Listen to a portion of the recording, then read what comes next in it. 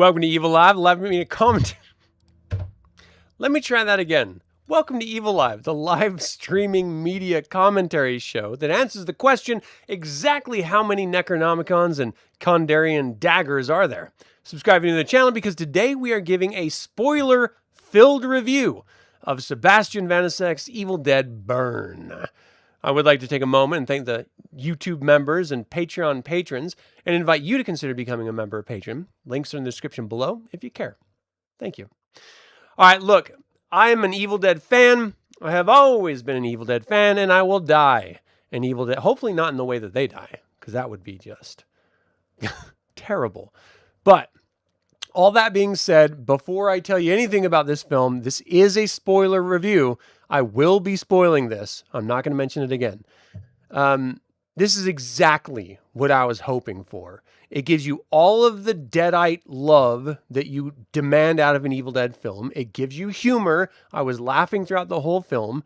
And it is just amping up and giving a whole new perspective to Evil Dead. The camera work is especially a massive standout. The actors are a huge standout in this. I think it's performed brilliantly. The sound design is just fantastic. The camera work with cinematography was just stellar. This landed perfectly for me as an Evil Dead fan. I hope it will for you as well. So let's get into this. This is the 6th installment of an Evil Dead film. So Evil Dead 1, Evil Dead 2, and Army of Darkness are all Sam Raimi's babies. They all are a shared story that is interconnected. Evil Dead 2013 was meant to be a form of a reboot to the Evil Dead franchise. Then its follow-up, Evil Dead Rise, was supposed to be its own standalone story. And then Evil Dead Burn, which is this newest one, is supposed to be kind of a standalone story, but it does make real tight connections because the studio demanded them to Evil Dead Rise. And even Evil Dead Rise made connections to Army of Darkness, sort of the ending of Army of Darkness, depending on the version. There's a UK version that's different than the US version ending of Army of Darkness. So, or if you saw the end of Ash versus the Evil Dead, that is also a very similar type of ending. So that would then explain why we got the audio tape from the, time travel and stuff in Evil Dead Rise of Ash, Bruce Campbell's character, which then again is connected in this because there's a bunch of Easter eggs in Evil Dead Burn for the other Evil Dead films. Not only is Bruce Campbell's photo in the actual film, the grandfather of the Price family, which is the one that had all these books about the Necronomicon and like these notebooks. He didn't have an actual Necronomicon. All these notebooks about it and about deadites and stuff. And he actually had a whole bunch of Kandarian daggers. He actually was part of something called the Circle of the Wise Men, and he worked with the dad from the original Evil Dead film that was recording all of the information and had a Necronomicon in it. So they're all working together in this Circle of the Wise Men, which I think is what Evil Dead Wrath, which is supposed to be a prequel to the original Dead film coming out next year or the year after, I think that's going to deal a little bit heavier with that storyline. So it's entirely connected through Evil Dead Burn in a really wonderful way. But the entire premise of Evil Dead Burn with the deadites is that they are awakened because they found out that this grandfather has all of the Kandarian daggers, and the deadites have been waiting to get a hold of them so they can't be used against them. So as soon as they find out that the Kandarian daggers are out there and where they are, the Evil Dead come running for it. So that's why it's not that someone overtly said the words, it's that even though they are said a couple times in this film to varying degrees of completion, it's really because they were awakened by the grandfather reciting his information because the grandson is researching a book about his grandfather and all this stuff he was researching. And that's what spurred the deadite assault. But that's the B story. The A story is this relationship between Alice Price and her husband, William Price. he is an abusive husband. He has anger management issues and he's controlling issues, and he's an all around shit ass. And he's the reason why Alice acts the way she does. And it explains, after seeing his behavior, why the family is as dysfunctional as they are. So the matriarch of the family is, of course, the grandmother, Polly. She is sort of going through dementia, and so she's being taken care of by the mother, Susan Price. And Susan has Joseph and William as the two sons. What happens is Joseph is up in their home that he was given by the family that the grandfather used to live in, and he's going through all of his grandfather things that he was supposed to have thrown out. That's what awakens the evil dead, and we instantly get the evil dead coming back directly from Jessica from Evil Dead Rise. So at the bookending Evil Dead Rise is Jessica in this cabin with her friends. She ends up murdering them all brutally at the very beginning of Evil Dead Rise. At the very end of Evil Dead Rise events, we see Jessica leaving for the cabin. So that tells you that the entire film was before the very first part that we saw in the film. So Jessica bookends it. Anyway, she gets infected with the Evil Dead at the end of Evil Dead Rise, which is why we saw her murder everyone at the very beginning of Evil Dead Rise. And she is at the very beginning of this because she comes out of the water and starts attacking these two guys that are just having a guy's fishing trip at that same lake. And there is some Hellraiser connections with the way she uses the fishing hooks and stuff, and I'm here for it. I thought it was great. But they like shot out of the lake and like wrapped around his head, and they were like pulling his face apart and stuff, and she like pulled him in. You saw the head of one of the other girls that she decapitated from Evil Dead Rise in there. So you're getting this instant connection that way, but also to the original trilogy through the grandfather and his work with the old Circle of the Wise Men, which wasn't mentioned, but the grandfather's partner that he was working with was mentioned in the original Evil Dead. So that's the connective tissue between those films. Then, of course, Evil Dead Rise mentioned that there was 3 different Necronomicon books. And so that's why we see different ones at different films, and that the inference is that only certain Kandarian daggers can harm certain deadites summoned from certain Necronomicons. Again, this is an evolution of the lore. It changes with every iteration of film that comes out. The Necronomicon itself changes with every iteration that comes out. And so, you have to kind of be malleable when it comes to Evil Dead rules of the films, because they're continually evolving and changing. And that's one of the reasons why I loved Ash vs. the Evil Dead so much, is that we got a bunch of like actual demons, and we get the semblance of an afterlife and otherworldly beings and stuff, not necessarily just from hell. And it like opened up the mythology a lot more. And I really like that. I like lore development. And this film, Evil Dead Burn, did a great way of not only tying into all the lore, but developing it out more as well. In Army of Darkness, we dealt with the Wise Man, and the sort of common idea is that he evolved into the Circle of Wise Men, which is then what created all these people originally investigating and trying to suppress the books of the dead, the Necronomicons. So in any case, the lore is being developed in this in a very interesting way. We begin with a direct connection to Evil Dead Rise, and we end with a direct connection to Evil Dead Rise. If you sit around, there's a mid-credit scene, and then there's an end credit scene. The end credit scene is Ellie, which is the Evil Dead monster from Evil Dead Rise, the mother. She comes back, and she like kills the funeral home's daughter in there.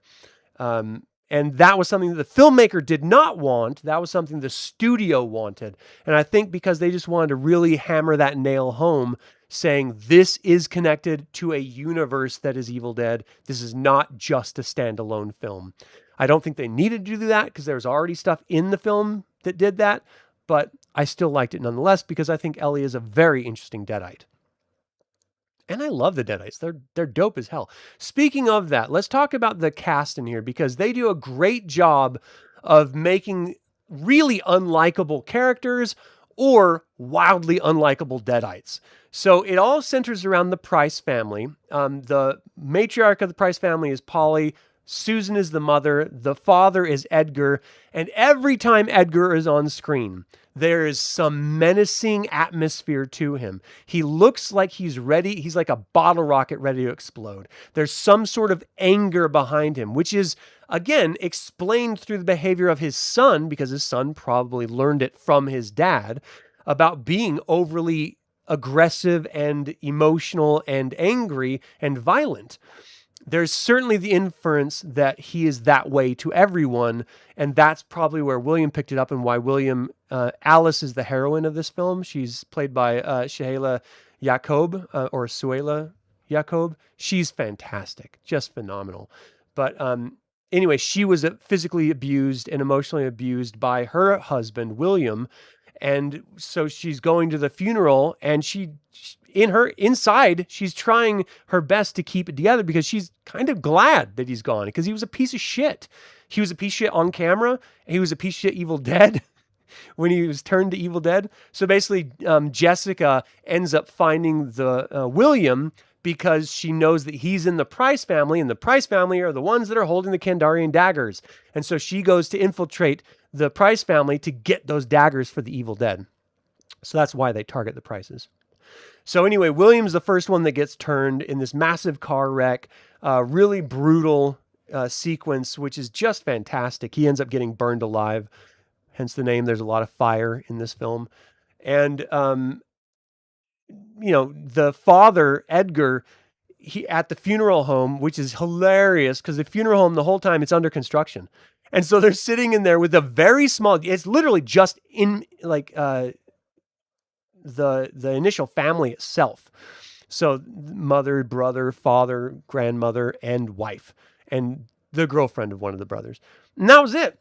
That was the whole people. And you know that only those people wanted to show up because they were assholes. They're shit asses. No one wants to go to a funeral of a shit ass.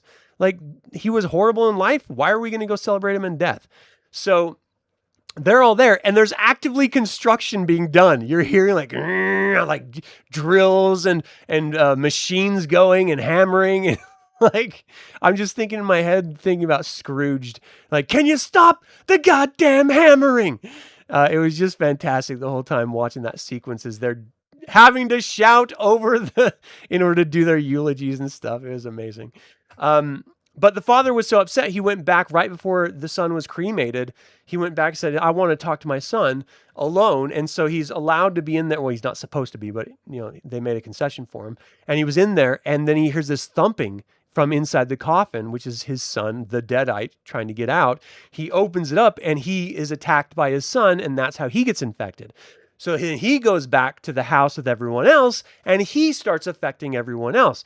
There's a brutal animal violence scene. It doesn't hyper fixate on the violence happening to the animal, but it's quick cut so quickly you feel like you saw it, and it's upsetting. I'm a dog lover. I have dogs.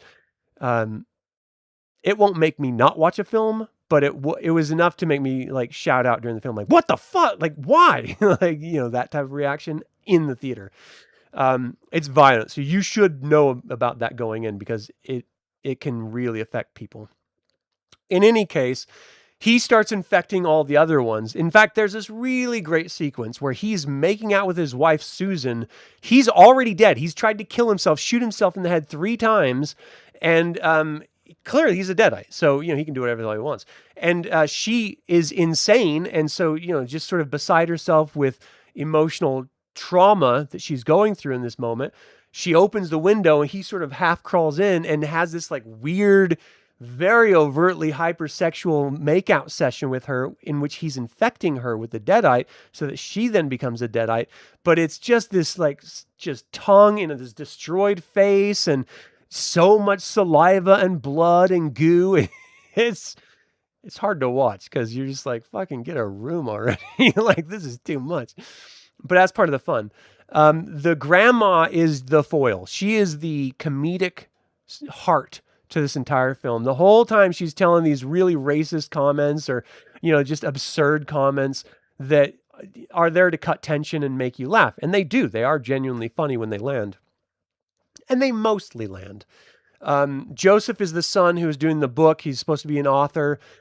He has his girlfriend, Thaya. Thaya is the next one to get turned and brutally attacked and killed by the dad and then turned. She then goes, you see her in all of the commercials where she walks in, she pulls the car's headrest out of her face and then drinks the candle wax. That's the girlfriend. And then she starts attacking. And you get this great sequence where Alice is running away from all the deadites as the entire family is infected, fighting, except for Joseph, fighting each other and fighting Joseph. And it is just like the most chaotic, crazy survival sequence you can expect out of an Evil Dead film. It is filmed so brilliantly. And again, the camera work is done to a masterful degree so that it doesn't feel mundane or boring. It actually feels very, very interesting to watch. And there's a particular sequence where Joseph finally, because he's a coward and he portrays a coward on screen really well, makes you hate him. But Joseph finally strikes back at his girlfriend, the deadite, Thea, and he ends up like smashing her face into like a pulp of nothingness. And that's the scene that was extended originally, that they're like, you're going to get NC-17. You have to trim this down. And so he ended up cutting it down in order to get the rating that they got, because it was just so much more brutal than it was on screen. And it was the most difficult thing to watch on screen. It was just like hammering her head. But again, it made sense for the character. He's presented as this coward who never stands up for himself. He watched his dad murder his girlfriend and he ran away from it rather than help her. He has a firearm that he could have used to stop, or at least try to stop his dad, but he didn't. He chickened out. He's just a coward the whole film. And then finally, everyone reaches their breaking point, and he reached his psychological breaking point. And so he broke and he just lashed out and he didn't stop. And it was hard to watch, but it was absolutely worth it. So now everyone is infected except for Joseph and Alice. And Joseph is telling Alice, like, look, you need to find the dagger. My grandfather has daggers up in the attic. You need to get to the attic and get them, as he's getting his ass whipped and thrown around the house by his dad. She like goes up there and she ends up going up to there and gets attacked by the grandmother, Polly, who is a deadite. And she is just, she does a scene like out of Nightmare on Elm Street where the mom shoved the sewing needle or the crochet needle into the son's ear. She uses this pen, this fountain pen, and goes to the Alice's ear, and she's like jabbing it down, and she's like fighting her, trying to get her to stop. And the whole time you're watching, you're like, they're not going to do that. They're not going to have it go in. It's going to be one of those, like the last second she like moves her hand away or something like that. No, it goes in. It goes in, and the sound design is wrapped all around that experience as well. And you're just sitting there cringing, like, groaning out loud in the theater, watching this pen descend into her ear, knowing that if it goes too far, she's going to die. Like, it'll get into her brain. So brutal and violent in this film in such a brilliant way. It's why we go from the first Evil Dead all the way to last. They've all been gory to varying degrees. I thought 2013 was the most gory until I saw this one. And again, it's pretty on par. It's not too much more gory because that 2013 had a very similar sort of porcelain toilet, like smacking a girl's head open sequence in it as well. And that was really hard to watch. But that's why you watch these films, is because it's the excitement and the gore and the deadites, and you're getting back at the deadites and stuff. So, look, the actors, especially Edgar as the male evil deadite, Errol Shand portrays Edgar so well and terrifying, even when he was not a deadite. And then you just compound that with the deadite behavior. It's just horrific.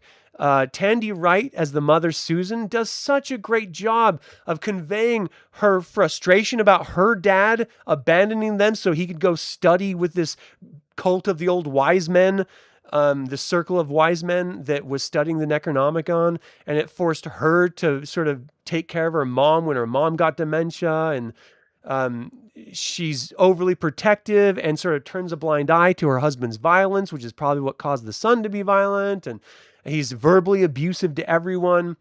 Hunter Doohan did Joseph, the coward author. And I think he did a great job of making you like despise him as a character. First you're endeared to him, and then you despise him for being the coward. And then you're like, well, he finally snapped and struck out, but it was his girlfriend. So where's the win? And he's suffering, and he's just going to die horribly. And he does. The Kandarian dagger scene was right out of Indiana Jones and the Last Crusade, where she got the there's like a bunch of Kandarian daggers. She got the typical Kandarian dagger, which was that spine-looking one that went to a point with the little head on it. That's the one we traditionally see in all the films, or a variant of that. Again, they're all slightly different. Anyway, she uses that on him and it doesn't work. And then she goes to another one. She jabs him with a couple more and jabs him. He's like, nope, not the right one, not the right one, as he's trying to climb through the ceiling to the attic to get her. She finally grabs one that looks like this just old wooden worn down nub of a knife. And she like jabs it into him and it kills him. And if they would have had him say, you have chosen wisely, to parrot what it reminded everyone of intentionally of that Indiana Jones and the Last Crusade scene of him choosing the cup of Christ, which is the boring wooden cup because he was a carpenter, then it would have been even better, because like having those types of meta connective jokes, especially with deadites, they would have Indiana Jones in that universe, that the films. So why not make that connection? You already did the Hellraiser one. You did the Nightmare on Elm Street one. Do the Indiana Jones one. Damn it. They didn't, but it would have been awesome if they had. But it was very close and very reminiscent visually. But I do like that each book, it forces you to use a different dagger, because each book is slightly different and it presents a different monster. So the 2013 one was all about summoning that very specific demon. The original one was about summoning its own version of a demon, which had its own powers, which was different.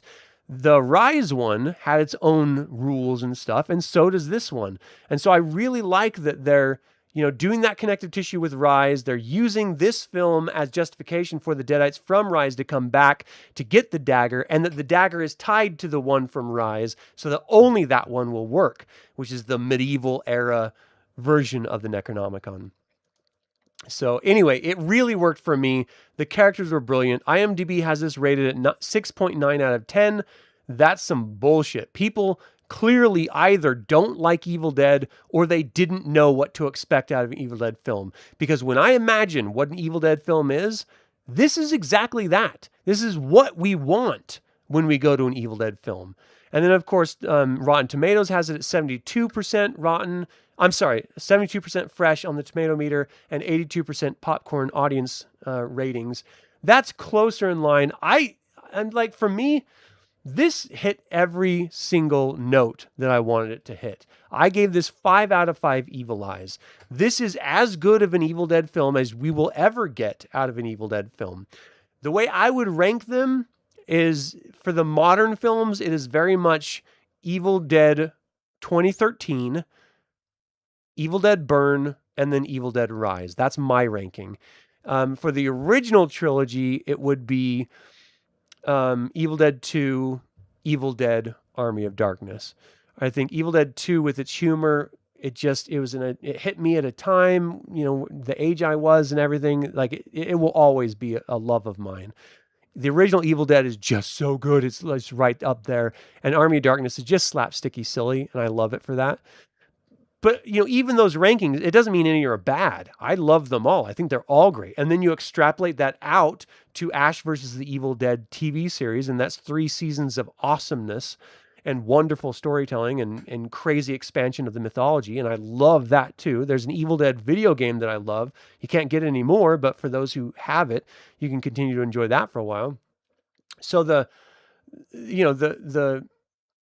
universe around Evil Dead has always been this, which is why I'm so confused why people are acting as if it hasn't. The original Evil Dead was violent as hell. He killed his own girlfriend by lobbing her head off after she came back from the dead with a axe. I'm sorry, with a shovel initially, and then she came back again, and he had to use chainsaws against her and everyone else. I mean, it got crazy. So I don't know. And then he got infected. That's what these films are, is violent. So anyway, you're following Alice around, who was abused by her husband in his life and is now being abused by his family, her sort of surrogate family now, in his death. But they're constantly saying he's coming, he's coming. So he's clearly walking back from the funeral parlor from the beginning of the film to the very end, and that's where she finally gets out of the house. She finally defeats everyone, and now she's got to face off against him. And it's a very interesting sequence. There's a moment where she almost goes for a chainsaw, but she goes for a jackhammer instead. It was just like a little moment. You're just like, oh, come on, come on, come on. Ah, okay, fine. It was brilliant. And there's this really great line. Every time someone starts saying the saying that summons the evil dead, you're like, stop, don't say it, don't say it. And this time she gets to the very last word and she's like, nah, fuck that. And she's constantly saying stuff like, oh, fuck your family, to the other characters and stuff. Like it takes her a while to get over that hump of like not giving any more shits. But as soon as she gets there, you're with her the whole time. And you're just like, yeah, preach. Fucking preach. It's so good. So yeah, it starts with the Deadite Jessica from Evil Dead Rise. It ends with the Deadite Ellie from Evil Dead Rise. Of course, the grandmother at the end of it all, we have Alice surviving and being taken by ambulances. We have the grandmother who ends up surviving, and she's just dragging herself because she's got like no legs that are working. She's dragging herself down the street. A car comes to help her, and she infects the young woman driver of the Jeep or whatever it was, as the mid-credit scene in order to pass the Deadite along. So we know there is definitely sequel material, but the next Evil Dead film is definitely a prequel to the original one, Evil Dead Wrath. It brings up the lore of for the first time, Circle of Wise Men, which is a great addition to the lore, expanding the mythology even more. The grandfather Benjamin's of this film, the grandfather Benjamin, he studies about the Necronomicon and Deadites. He uncovers the Kandarian dagger, which Benjamin claims can destroy Deadites. Evil Dead Rise heavily implied that there was 3 different books. So the 2013 entry is a stealth sequel of the book, and Byrne follows up on the Rise book.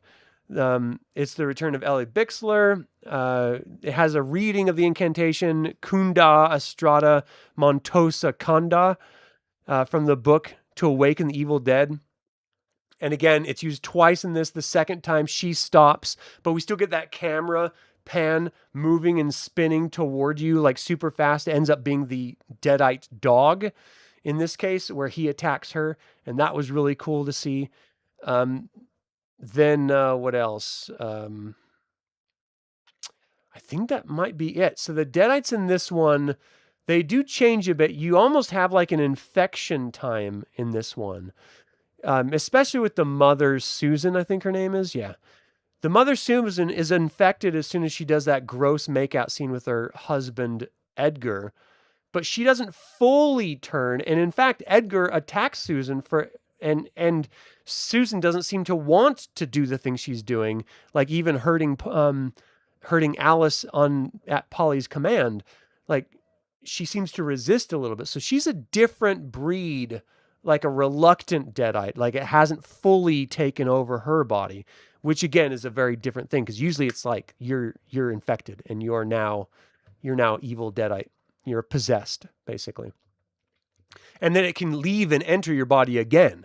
Like Ash in the original Evil Deads, he was infected like 3 times and he came back from it each time. Sometimes the Dawn will do it. Sometimes it's reflecting on a necklace of his girlfriend, and that humanity brings him back. And then one of them, he is like mutated into multiple little tiny versions of him, where one jumps into his body and it rips him in 2 and creates Evil Ash, and he has to fight Evil Ash in Army of Darkness. So you do see, and even in Evil Dead 2013, we saw the heroine of that film become a Deadite and then go away from being a Deadite. So she sort of dies and gets brought back with shock pads. and that brings her back without the evil dead inside of her. So there's a constant pacing about the evolution of, and the rules of possession and stuff are all sort of willy-nilly and whatever the script needs it to be. So I don't really mind the Deadites being slightly different, but you should know that they do take license and sort of do their own thing in this. Again, I find that to be a strength. Certainly Sam Raimi sees it as a strength because he's encouraging all of these directors to make Evil Dead their own and not follow something that he has dictated. And I think that's a strength of a confident IP producer, but also just the strength of Evil Dead as a franchise, where you can tell different types of stories in it. And yes, they all revolve around an Necronomicon, a Kandarian dagger, and the Evil Dead, but especially with the newer Evil Dead films, 2013 Rise and now Burn, it's the protagonists that have these really deep and rich stories that make you care about the characters. And that's why you get invested in what happens on screen, because you're invested in the characters and you don't want them to turn into Evil Dead. And when they do, you want them to be killed. And so you're just going along for the ride and having a great time. And I desperately loved this. I really hope people give it a chance. Because if you just listen to negative reviews and use that as your justification for not seeing something, you're shitting in the face, you're spitting in the face of artists and actors and producers and filmmakers and set designers and like the whole industry. You're not going to see the film simply because someone had an opinion. Develop your own opinion. Give it a shot. I think you're going to love this. If you like Evil Dead, you will love this. If you love challenging gore horror films, you will love this. And if you just like horror movies, you're probably going to like this a lot.